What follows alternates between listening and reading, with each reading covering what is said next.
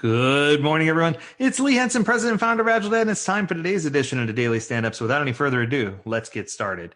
It's Friday. We made it through another week. This week has just been kind of crazy. There's so many different things going on, so much turmoil and unrest and craziness going on in the world.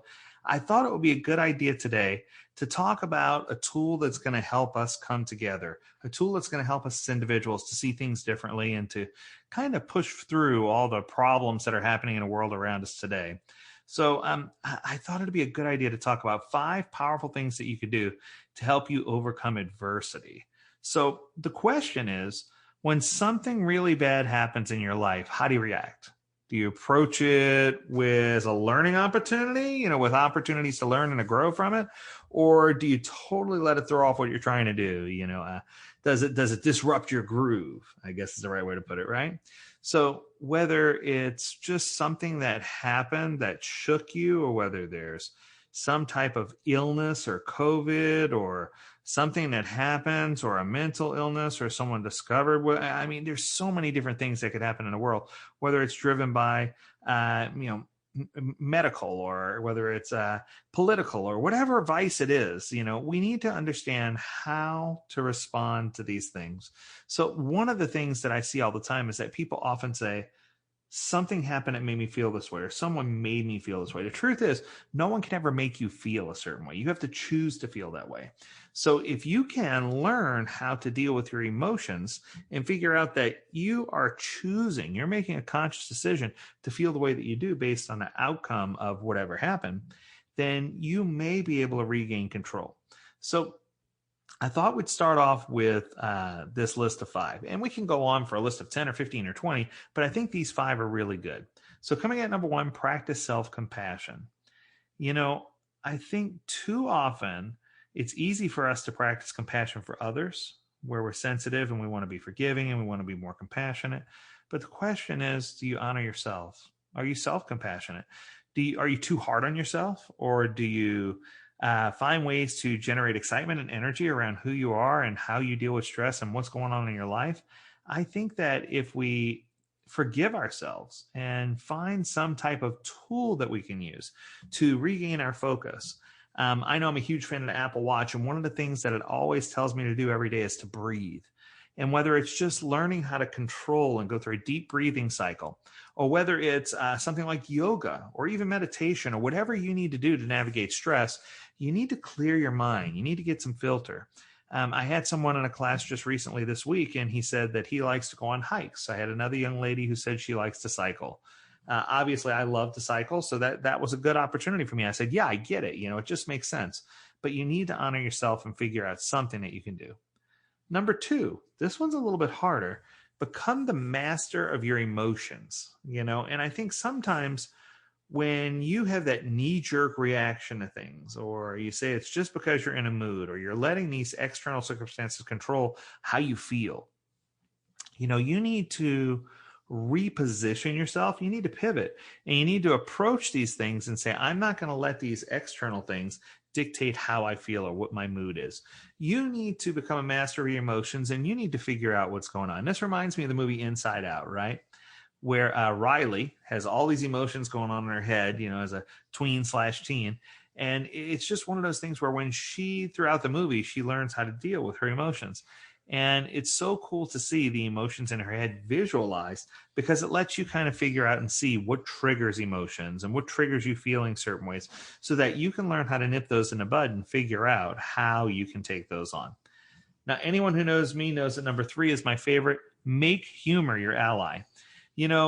Anytime I'm facing adversity, even if it's just the worst thing ever, I try to find something funny about it. I try to find something humorous. And, a good hard laugh heals your mind, it heals your body, it heals your soul. And it's been proven that people who laugh hard for several minutes a day have a more positive outlook or a more positive attitude on life. So if nothing else, find a way to incorporate humor and laughter as a mechanism in your life to help you be successful.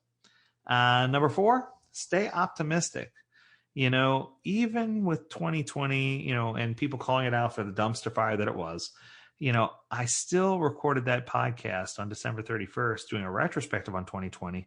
And I found some pretty powerful reasons to love 2020, some pretty powerful reasons to say that it was one of the best years I've ever had. So even if you have bad times, you should still be able to see a silver lining and find something good that came from it. The people who remain optimistic are the ones that bounce back faster from aversion.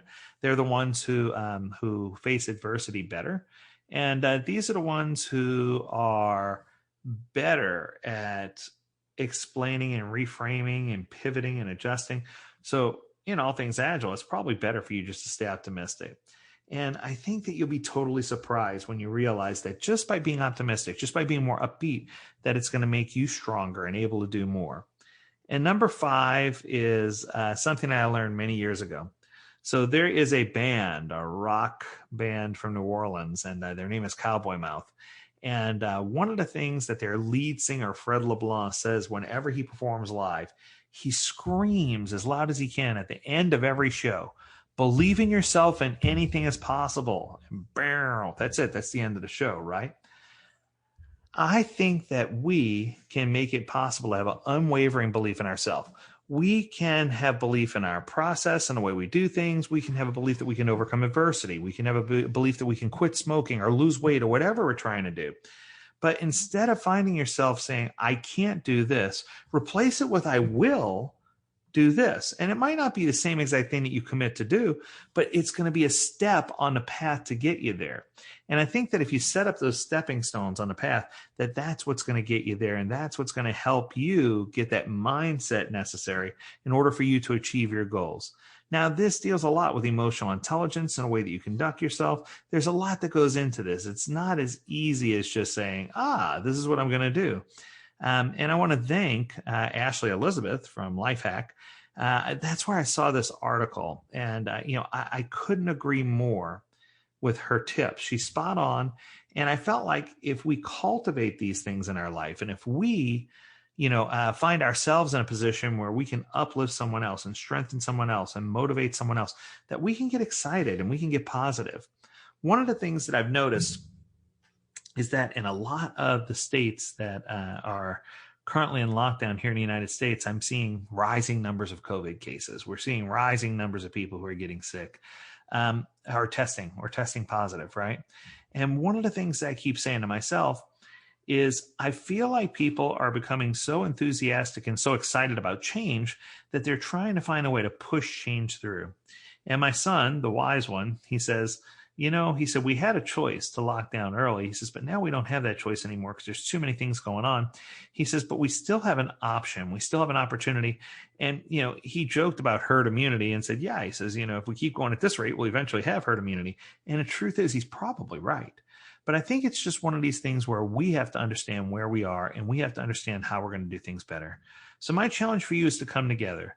Find a way to overcome the challenges that are in your life. Find a way to practice self-compassion. Find a way to become the master of your emotions. Find a way to make humor your ally. Find a way to stay optimistic, even in the face of pure evil, and believe in yourself and anything is possible.